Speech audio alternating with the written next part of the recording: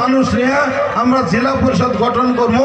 তার লোকে রাত্রে তখন রোজার দিন ছিল, আমরা যাই মজিবর সাহেবের, তার মানে আপনাদের বিধায়ক ইউটিউবের মজিবর সাহেবের লোকে আলোচনা করলাম যে ভাই এই দুইটা মেম্বার যদি আমাদের সাথে দেও 8 জন হয়ে যাব, আমরা জেলা পরিষদটা গঠন করতে পারবো।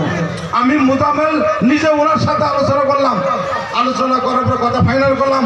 আমরা একটাই চিন্তা করছি যে যদি জেলা পরিষদটা আমাদের কাছে আসে, আমাদের সমাজের নিশ্চয়ই উন্নয়ন করতে পারবো। আর আমাদের মাইনরিটি এরিয়া কমপক্ষে এই কংগ্রেসের গঠিত যে জেলা পরিষদ হবো, তারা কি করব, আমাদের এই পঞ্চায়েতগুলোর অল্প একটু চোখ দেব। রাত্রে আলোচনা ফাইনাল হয়ে গেল, কিন্তু রাত্রে সেহরি খাওয়ার আগে আগে এই মজিবর সাহেবের বাসায় মঙ্গল দই বিজেপির লোকে চুক্তি করে এই মঈনুদ্দিন সাহেব আর রফিকুল সাহেবের ভোটটা বিজেপির দিয়ে জেলা পরিষদ গঠন করলো বিজেপির লোকে।